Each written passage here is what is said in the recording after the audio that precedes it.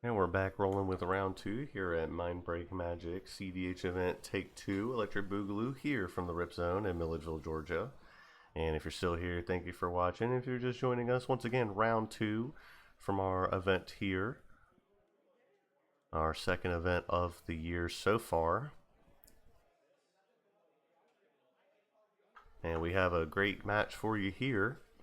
We have a winner in the pod at table 1, and we have a draw, a player with 1 point on the draw from round 1. So this round 2 is certainly going to be shaping up to be a good one.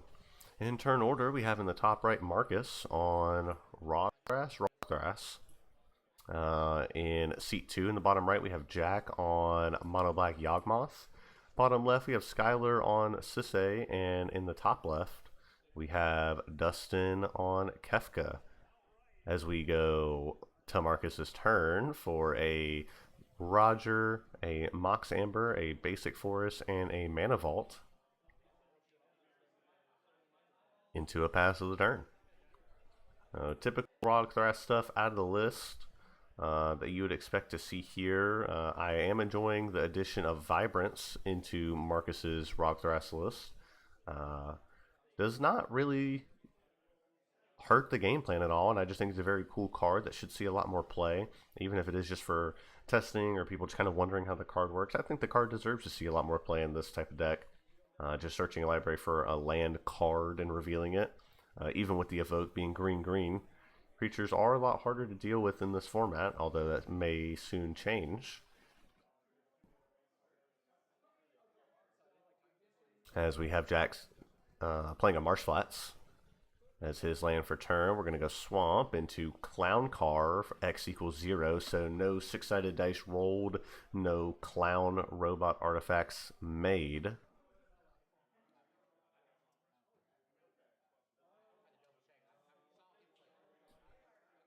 And potentially just a pass of the turn there from Jack.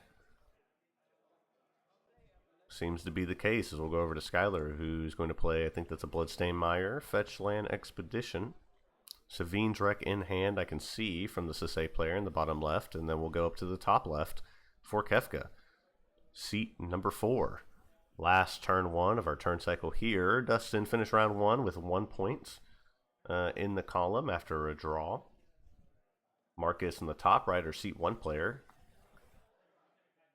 finished his round 1 with a win.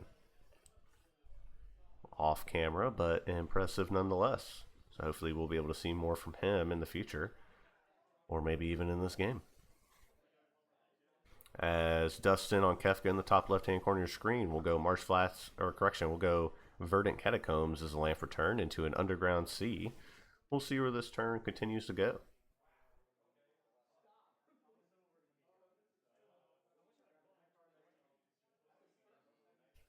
And Soul Ring question mark on the art there. Looks like, yep, that will be a Soul Ring because there's 2 mana for a Cursed Totem. So, really starting off with a nice controlling suit, as Dustin tends to play with this Kefka list. Not very all-in Breach, all-in Thoracle, just a lot of incremental value just from casting the commander here. So that just certainly tracks, as we'll have Cowboy potentially in response. Jack in the bottom right hand corner of your screen, affectionately known there as Cowboy. He will Vampiric Tutor in response, seems to me.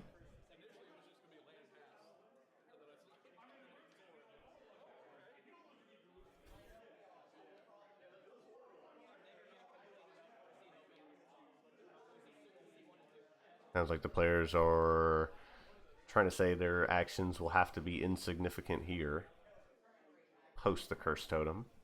At least maybe Marcus, whose deck certainly revolves more around tapping creatures and activating their costs in order to do almost anything. That Cursed Totem will definitely throw a wrench into the plans here.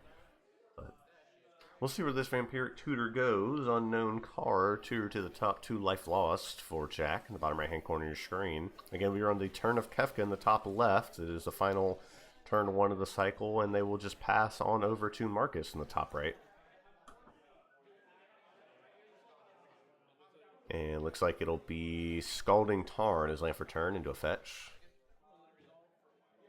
Seems like that's good with everyone around the table. And I'm a big fan of some of the more obscure cards out of this list. As I previously mentioned, Vibrance, very fun card to have in Rogthras. Very, very neat tool after Lore and Eclipse.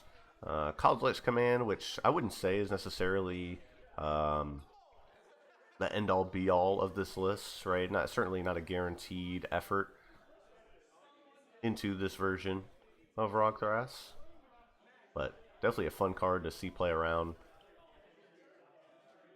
as Marcus will end up fetching a Tropical Island as the land for turn off of the Scalding Tarn. We'll have to see what kind of turn these players are building up to. Once again, bottom left, hard to see a commander there, but that is a Sisay player in the bottom left, Skylar. So we'll have to see what our Rogthras player intends on doing. Maybe not to deal with the Curse Totem, but maybe to buy some time, as that's not going to deal with it at all, but it will set themselves up, Marcus will, with an Enduring, what's this one? Vitality, Enduring Vitality. Creatures you control tap and add 1 mana of any color. Which again, won't really do anything right now, but it doesn't have to. And we'll go over to Jack's turn, the bottom right hand corner of your screen on Yawgmoth. There will be an untap, a basic swamp for turn, as this deck will tend to do, being monocolored. And we'll play more obscure creatures. Looks like a Wriggling Grub, which is 2 mana for a 1/1, that when it dies, you create 2 1/1 black-green worm tokens. Looks like there will be a fetch and a tutor on the end step, and a mental misstep for what I believe is an enlightened tutor.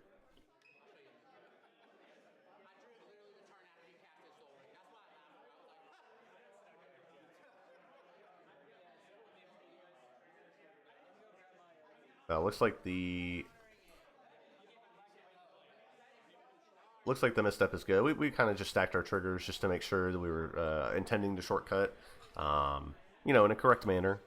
Everyone's still very generous with each other, very helpful in terms of figuring out what players are doing what at what times. But it looks like Skylar on the end step fetched into a land that could cast white into, again, what I believe from that artwork is an enlightened tutor, which got mental misstepped from our top right hand player Marcus on Roger and Thras.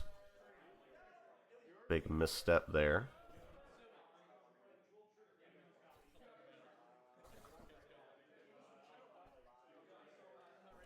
So it looks like the scrub land was the land grabbed off that fetch land.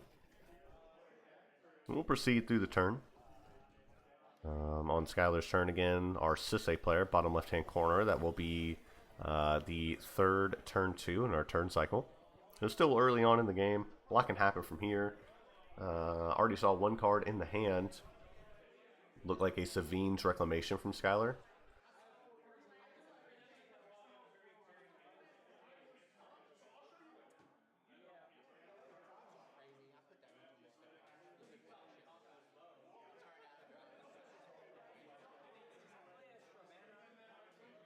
Savannah as the land for turn, plus a Chrome Mox. We'll see what this imprints here.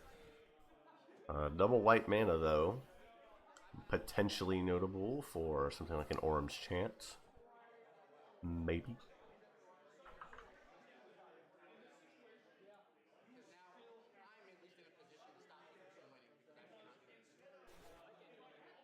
And we'll imprint some gold card. Irrelevant to me, I guess, for the rest of this game. Who knows? Maybe a Catilda Dawnheart Prime. That's like my best guess. I can't tell what that is. Savine's Reclamation. Looks like they're fine with potentially grabbing a land. And that's what it will be. But still, not holding on to the Safine's Reclamation. Safine's Reclamation does, in fact, work from the graveyard with the flashback, as everyone who is regular to the competitive EDH scene is aware of, as we'll pass a turn and send it on over to Kefka player in the top left. Using the Safine's Reclamation here is not necessarily a terrible plan. You do just get to get immediate value from it right now. You ramp. So 4 mana on turn 2. The cycle of turn 2, that is. As Dustin, our Kefka player, looks like that's a command tower. And then pass. Once again, that Cursed Totem's still in play. But talking about Skylar's play on the Safine's Reclamations, we'll go to Marcus's turn. Again, not, in my opinion, not a bad play. Not a terrible play, right? It does make sense if you want to go ahead and accrue the value now with the land.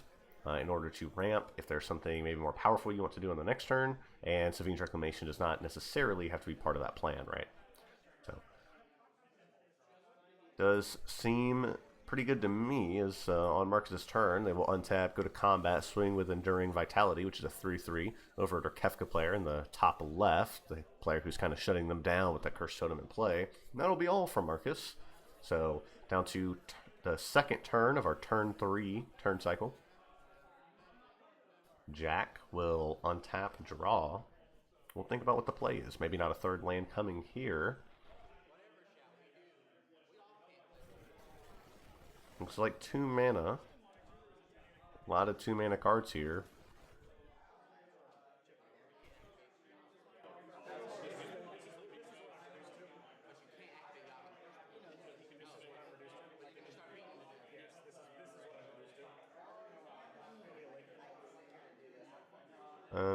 Trying to take a second to take my shot in the dark on that card. Could be a Demonic Tutor. I'd have no way of knowing.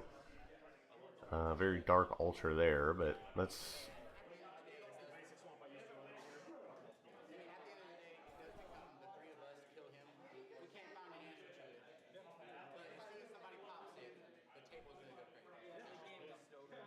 So Marcus here talking about what the players want to do about the Cursed Totem, and more specifically, if you don't have artifact removal, there's always creature removal, or potentially player removal via creature attacks.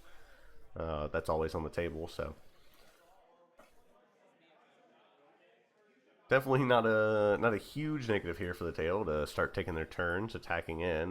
Maybe potentially a benefit for our Yawgmoth player, as the life total gets to stay pristine once they go to the pay 1 life part of the Yawgmoth combo. There's a lot of things that you can do with this. Undying effects, etc. can compound. Stuff like Nests of Scarabs allow you to continue making creatures to sacrifice. So definitely a lot of cool things in here, and we love a good monocolor representation, myself being a big fan of Jace Fringe Prodigy High Tide, so can definitely respect the hustle. This deck definitely puts out a higher power level than Jace does, but we'll see how it competes here with the big boys. The proven commodities, a Sisay, a Rogthras. But Jack has been fighting for a very long time with the Yawgmoth, so Lake of the Dead, the land for turn here. ETB trigger will sacrifice a swamp.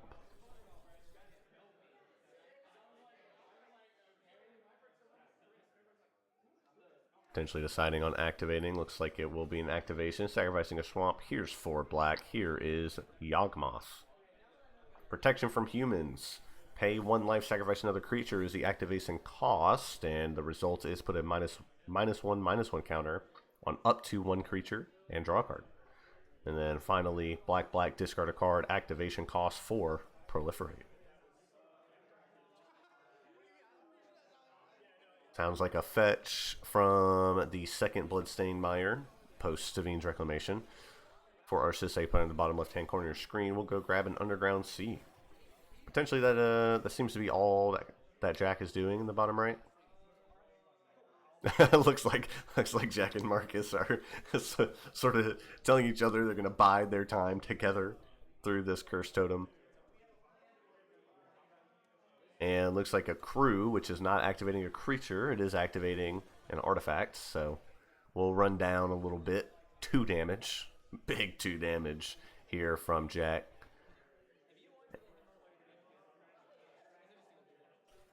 Looks like they're talking about a mystical tutor resolving here.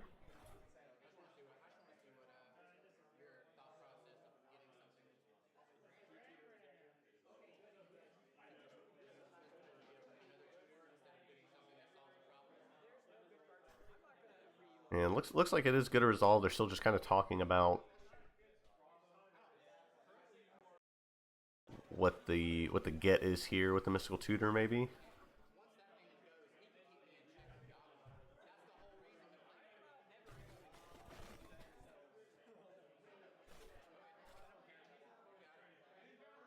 Yeah, Curse Totem does definitely affect the cEDH player, but maybe if our cEDH player is willing to bet they can win the game here, maybe a Curse Totem is not such a bad removal. Looks like it's a mystical tutor for a demonic tutor. My card art recognition is getting put to the test today. I'll tell you that. And we'll pass on over to our cEDH player, Skylar. Yep, Arid Mesa is a land for turn. Here's 2 mana. Looks like a solid demonic tutor here. Looks like the table either has nothing for it or is willing to let it go. Maybe not for Marcus. Maybe a little bit more scared of something coming down from that. Nope, looks like it'll just resolve here. So we'll see what Skylar wants to go get. Let's take a look here so we have enough mana. Post this tutor to cast cEDH. Potentially some removal waiting in the wings, but you can't necessarily wait for the entire game or you'll just lose. So go ahead and crack the Arid Mesa here. I think the table seems to be okay with that.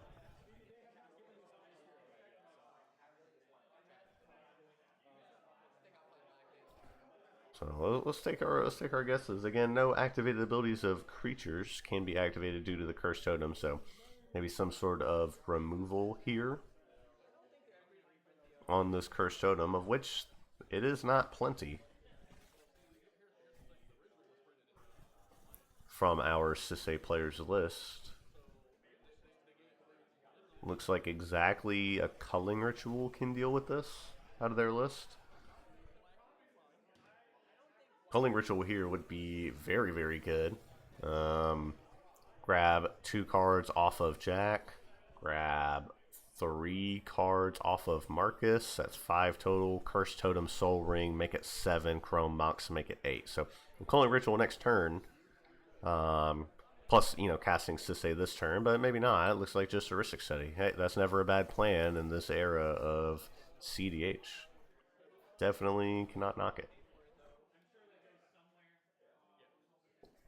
Looks like a cast MindBreak trap. That is what happened. Nice. I am all about that. So no safe place here setting up the Culling Ritual, although if MindBreak Trap was already in hand, potentially Culling Ritual was not going to resolve anyways. But a cast MindBreak Trap from our Kefka player, and we will pass on over to the last turn 3 of the turn cycle. Dustin will cast Kefka. We'll figure out what the discard is here. ETB. Every player will discard a card. And among those that do not share a type, we will draw a card. So we got creature. Looks like Gut Shot. Oh yeah, that's good. Plus another creature, but Dustin will discard an artifact, land, Seed of the Synod. So that'll be 4 cards total. Artifact, land, instant, creature. Chrome Mox will be the follow-up play here. Is that a Golgari Thug out of Jack's Graveyard? I gotta remember the name of that card. Cabal Ritual is the cast now. Golgari Thug is the name of that card, by the way. I'm locked in. So Chrome Mox. Oh, no, it looks like it's not a cast. It looks like the Chrome Mox is exiling the Cabal Ritual. And it looks like I passed the turn here, so.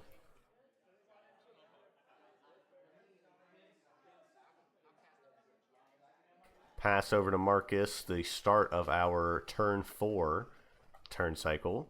A Fimage will be put on the stack. That's a really good one for a Kefka. Looks like... Honestly, looks like it resolves here.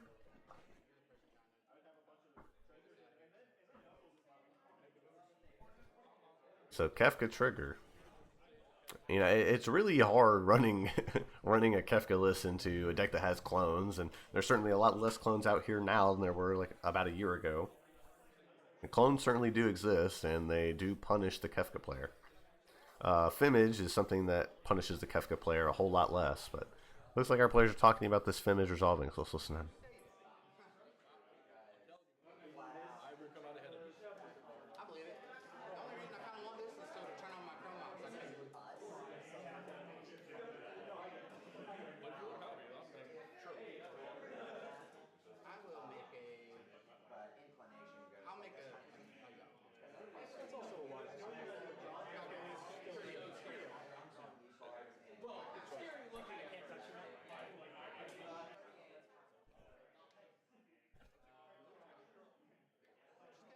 So it looks like a Yawgmoth made with that Phantasmal Image. Once again, unable to be activated here due to the Cursed Totem.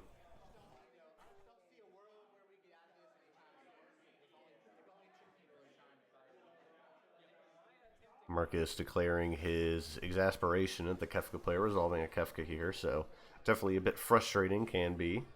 Looks like we'll pass over to Jack's turn. Here's 1 mana for not Memnite, Mirror something.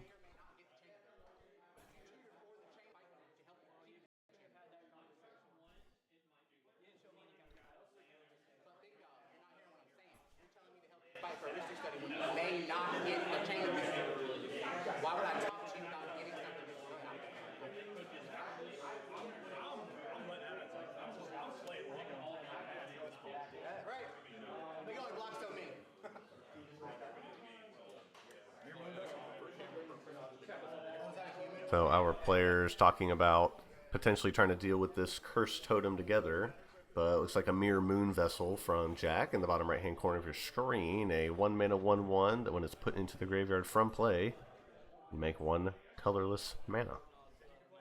So pass on over to Skylar on cEDH in the bottom left corner of the screen. A top decked Ancient Tomb is pretty good. I can't tell if our cEDH player here is Hellbent. But here comes 3 mana and a cEDH. And looks like that'll be a pass of the turn.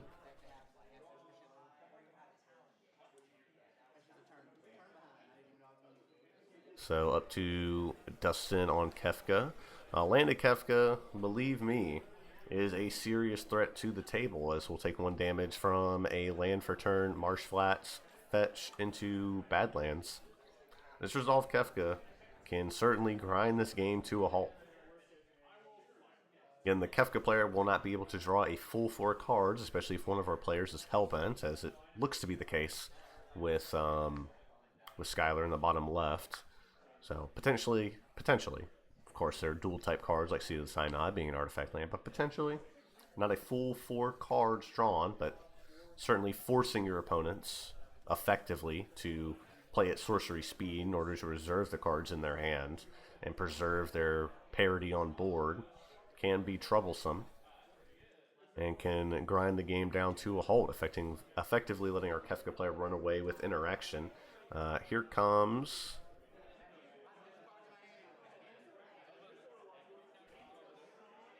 Looks like a Wishclaw Talisman into eats a counterspell from the Avatar set that I'm not familiar with. So Skylar will be attacked with the Kefka, Big Body Kefka. And here's 3 cards, Pact of Negation, Blood Artist, Felwar Stone among them. That is 3 cards that will be drawn. 1, 2, 3 as our bottom left-hand cEDH player. Skylar will take 4 damage from Big Body Kefka. And it looks like that'll be it, just a pass of the turn. Again, in a very good board state here. Cursed Totem, probably sitting on a load of protection spells, making sure that does not leave the game. Locking out a cEDH, a Yawgmoth, a second Yawgmoth, that's the Phantasmal Image copy, Enduring Vitality, a whole lot of stuff. Thrasios, it's not even in play yet. as we'll pass on over to Marcus in our seat 1. See what goes on here. Potentially some attacks. Looks like a whole lot coming at Dustin. 3 from the Vitality and 2 from the Yawgmoth. I was right, by the way. That was 2.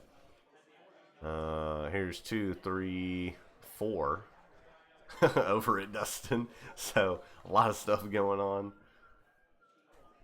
A lot of attacks coming in. Down to 22, our Kefka player is. As for Jack, it would just be a Lotus Petal post-combat main phase and a pass. Gigantha, the companion that I was unaware about, is being cast now from our bottom left-hand player, cEDH. So it'll be 1,000,000 mana for a big, big blocker. Gigantha, the Wellspring, I believe. Dustin will take his turn down to 18. I believe 2 of our players are hellbent, both in the bottom half of the screen. Marcus seems to be with 1 card in hand. This Kefka can seem a lot less menacing when it has to block, and there are a lot of creatures in play. As we'll see, land for turn, which is Gemstone Cavern. And looks like Rustic Study from some alternate in-set, half-set. It looks like Mark is expoing down that is a Yawgmoth. I think that tracks. That's some pretty good penmanship. I can read that. I can read the Y at least. There's only so many creatures in play with a Y in the name. And Dustin will not attack and will opt to pass. Again, still the lack of cards in hand from the bottom half of the screen, and 1 prior to Marcus's turn, who is the first turn of turn 5, if we're keeping track here, does sort of lends Kefka to slowing the game down, but in this particular case, lends Kefka to continuing to force the opponents to play at sorcery speed on their turn, continue to play out their hands, because if our players keep cards in hands, the Kefka can, with 1 fell swing, attack, 4 damage in, and then 4 cards drawn, potentially. Astrasios will be the cast from Marcus up in the top right-hand corner of the screen, our seat 1.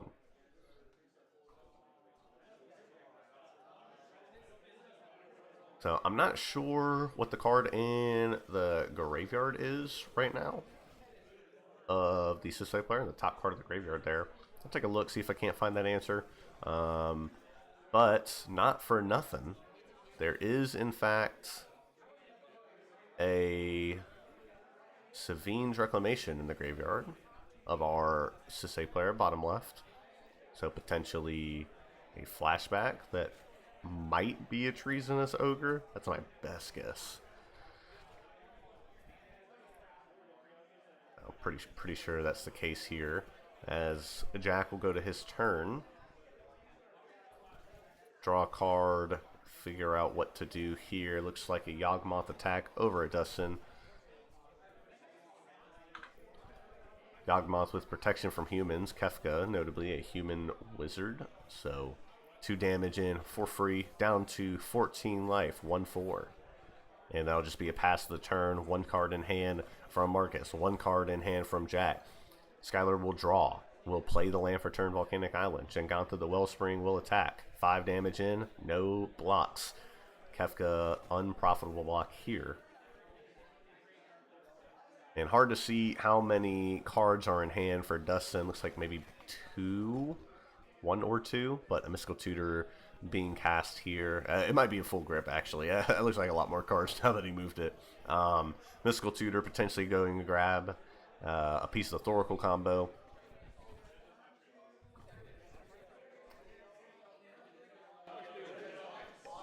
And some card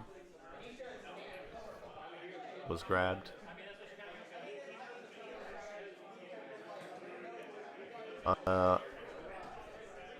Yeah, a little hard to see on what the grab was, but there's only so many 1 mana black cards in the deck, and looks to be 1 mana for me. So if I'm a betting man, this is a Demonic Consultation, but we'll see if we can't look at some artwork to figure out what it is. Here's 4 damage down to cEDH. So 3 cards being discarded. We'll see what the grab is. Looks like creature, Veil of Summer, plus land, Arid Mesa. So 3 cards. Oh, that might have been 2. That might have been an instant in the hand. Looks like it has a creature text box. So, and 4, so 5 life here from this card. Could be Toxic Deluge.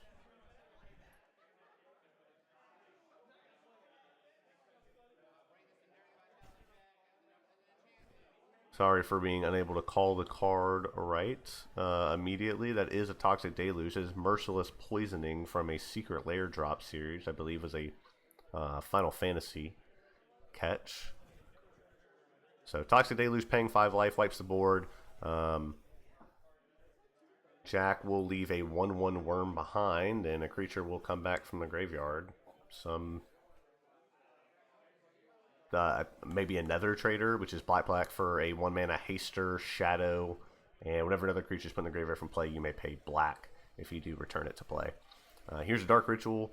Here is likely Recast Kefka. There it is. Rhystic Study still in play once again.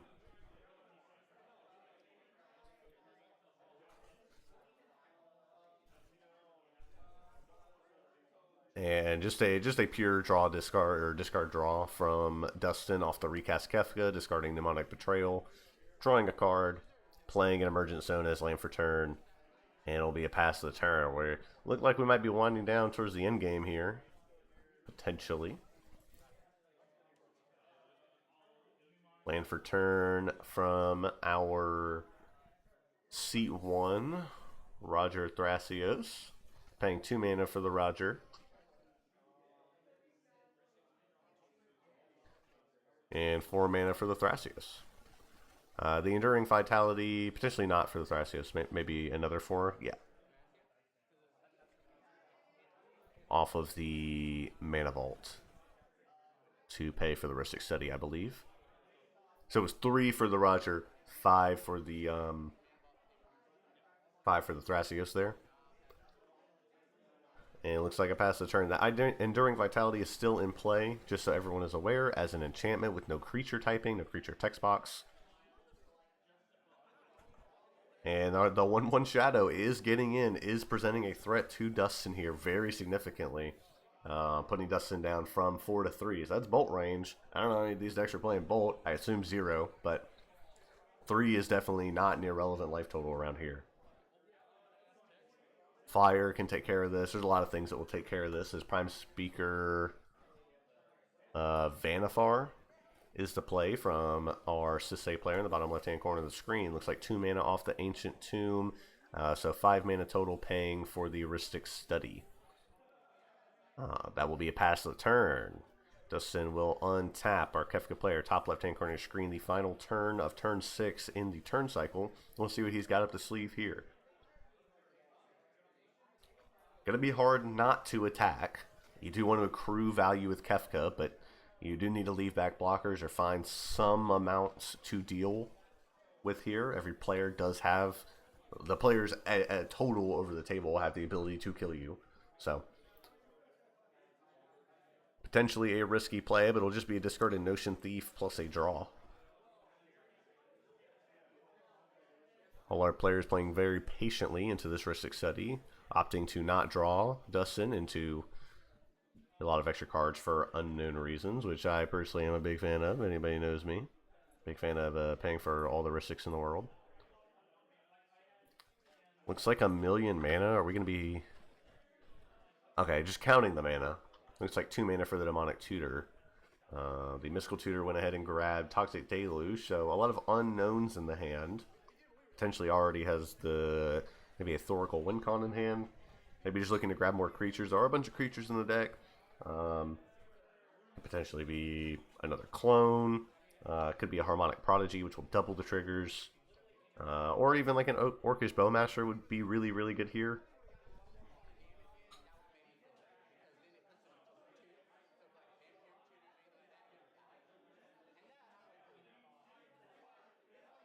Maybe we'll get lucky and see the play at sorcery speed, but if not, I can imagine it will be on Dustin's, or excuse me, Marcus's turn to the top right.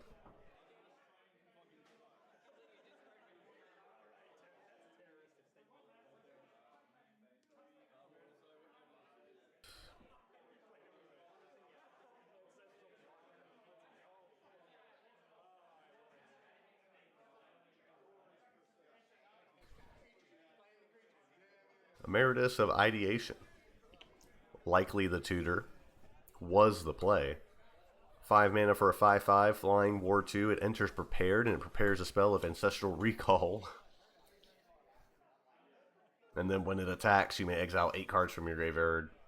If you do, it becomes prepared once again. So, almost a Tellurian Cruise effect there. And a Hexing Sculpture was also the play, as got a lot of big bodies in play now. Maybe a tap Kefka, but a 2/2 on the Hexing Sculpture is not a bad blocker for a lot of the creatures in play currently. A 5/5 in Emeritus of Ideation is a very good blocker. Some would say an outstanding blocker in a lot of cases. And we'll pass on over to Marcus's turn, excuse me.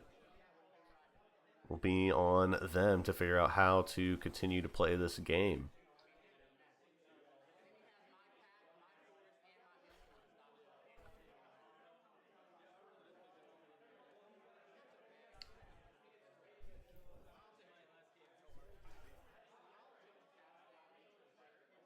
Comes 3 mana for an Intuition. Looks like this one is in the main phase.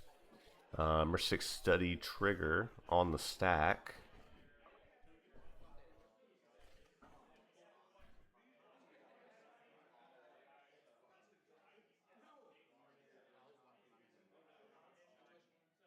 Maybe figuring out paying the 1 here, and looks like that will be the case. So 4 mana tap for the Intuition.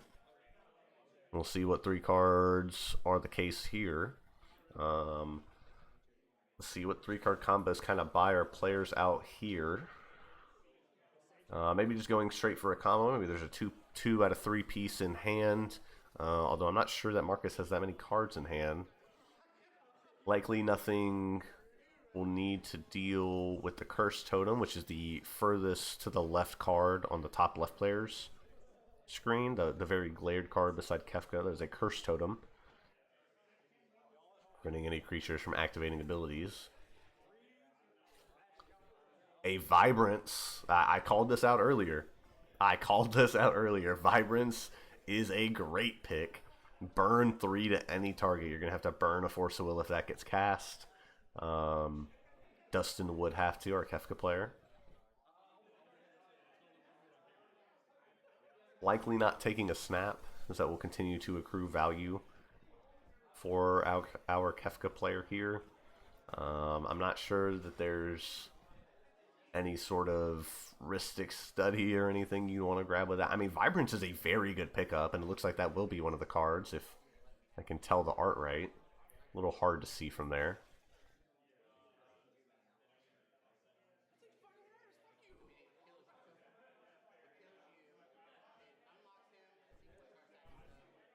Yeah, I'm trying to figure out what the consequences are.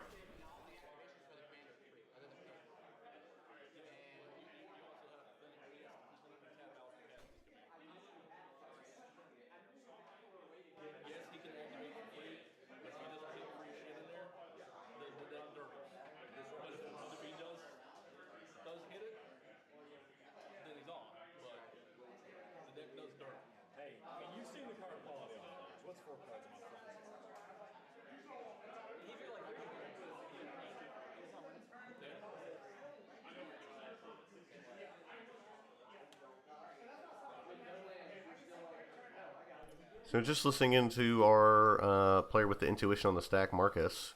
I guess Pseudo on the stack in the process of resolving. Looks like the Seiju, Vibrance, 2 of the pickups.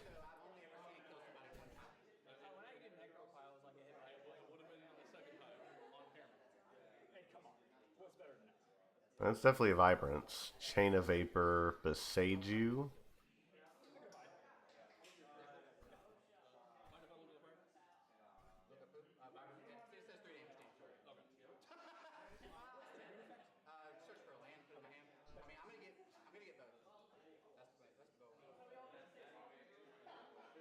So, going to be paying 5 mana here for the Vibrance. Do they have 5 mana to pay?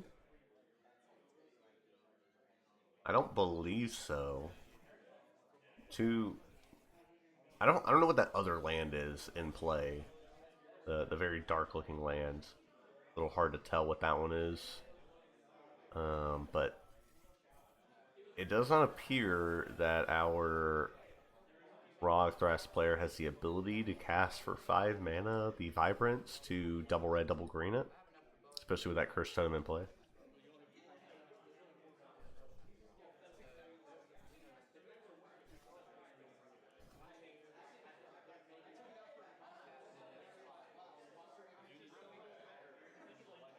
Maybe it's a deserted temple is like my only.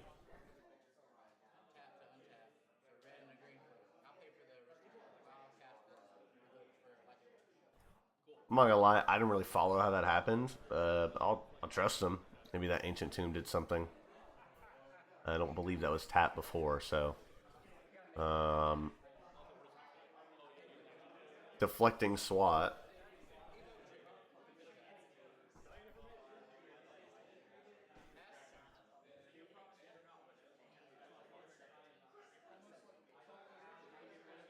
Looks like it might have just been just the deserted temple for red. Into evoked vibrance, attempt to deal 3 damage to the Kefka player Dustin themselves, right directly to face. That damage was redirected.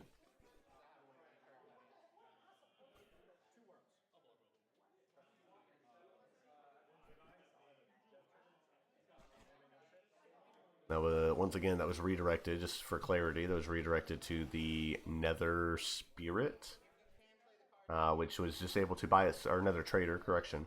1/1 Shadow Haster. Went over to Jack's turn in the bottom right hand corner of the screen. It was a land drop for turn. It was an attack with 2 worms that got blocked and pay black to bring the Nether Trader back into play. So once again, a shadow unblockable creature, pseudo unblockable for at least the intents, the purposes of the board state here. And Dustin staring down at the 3-turn clock, which, to be fair, is a very long time here. So I believe we're 7 turns deep. We're over on Skylar's turn, the bottom left-hand corner of your screen. That is a Prime Speaker Vanifar in play, but that is a Sisay deck, is the commander. We'll see what wants to be played here. Looks like Ancient Tomb paying for the Ristic on a Summoner's Pack. So let's see what the grab is here.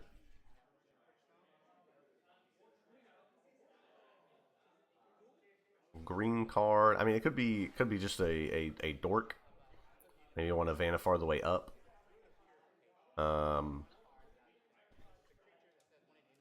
In order to not have to find a green creature effectively. With the Prime Speaker Vanifar. Or maybe even a 2-drop in to buy up into a 3-drop. But there are not many. I mean, there are some impactful 3-drops, of course, like Derevi in the list, Cabbage Merchant in the list. Derevi would be good here because it is a flyer and Emeritus of Ideation. Oh, well, that does have flying. No. Looks like Dustin's kind of got that all covered up here on the flyers, so that is a little unfortunate. Not a whole lot of dodging effects in this list. Not a whole lot of unblockable, so. As we look at a handful of cards in the list, I was thinking Flash Thompson, but yeah, looks like it will just be a 1-drop into potentially a 2-drop from Prime Speaker Vanifar. Pod on a stick, as it were. So maybe some 2-drops we could see here. We could see I don't know what really buys you in here. I mean, potentially like a Lotho or a Fairy Mastermind, but you can't activate Fairy Mastermind, but you still get the triggered ability. I don't think Jennifer Walters, the new silence effect on a creature from the Marvel Superhero set. Oh, well, yeah, I guess that doesn't work with Prime Speaker Vanifar and Cursed Totem. I keep forgetting that like, Cursed Totem is in play, which is sort of locking down everything at the table. So that was in fact the play, which is the play that we kind of scouted up here in the booth, but so sometimes you just forget the cards in play. At least I have an excuse that there's some glare on the camera. So But Magic is a very complicated game. There's a lot of cards in play, a lot of words on all of them, so we will definitely not fault our cEDH player from making a slight mistake here. Here comes a 5-mana cEDH plus the 1 for the Ristic Study, as Dustin will go to his turn and untap. We'll draw for turn. Likely to see an attack here, if I were to take a guess. Meritus of Ideation will probably be unprepared immediately, as the Ancestral Recall will go on the stack. Looks like it will. Everyone says it's good here around the table. I don't believe anybody has a card in hand. I don't think anybody but Kefka has a card in hand, which is like kind of awesome.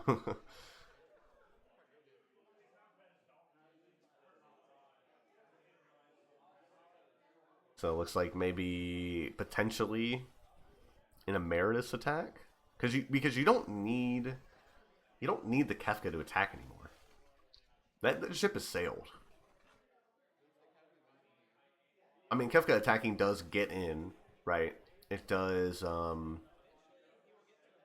pressuring the life totals, especially from commander damage. But I mean, the only person you're attacking with Kefka anymore, in my opinion, is going to be the Yawgmoth player, Jack, in the bottom right hand corner of the screen, because they can't block it.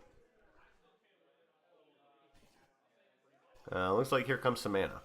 Looks like this might all be irrelevant anyways. Here's an Underworld Breach.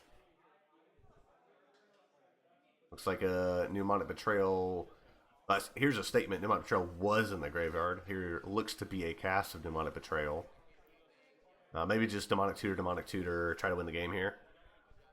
Yeah, looks like that'll be the case. Some Thoracle shenanigans around here, but looks like our players have seen enough. They're ready to scoop it up, and that's the game. That is it. That's where we end it here. Dustin picking up a much-needed win. I guess a lot less needed than some of our other players here, but 1 point out of round 1, 5 points out of round 2 puts Dustin into 6 points with a win and a draw, handing Marcus our for their first loss of the tournament, and Jack and Skylar will go down 0-2. But let's talk about our seat 4 here. In our first game on camera, we had a seat 4 win. In our second game on camera, we had a seat 4 win. So I don't know if it's necessarily pod construction or deck construction to the pod, making sure that your deck is very viable inside a 4 seed, or maybe it's just the strength of our players inherently, and they're able to sort of take advantage of some of those situations. But a very strong showing from 4 seed here, at least on camera, and congratulations once again to Dustin on the big win, breaking out some new cards, some Emeritus of Ideation, really locking down the table, setting some control up through that very early Cursed Totem and no ability to remove it there.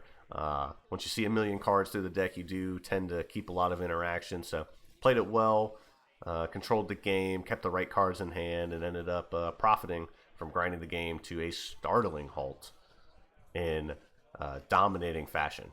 So we'll be back very soon for our round 3. Thank you once again for joining us here at the Ript Zone in Milledgeville, Georgia. This is MindBreak Magic cEDH event Take 2 Electric Boogaloo, and we'll see you guys for round 3.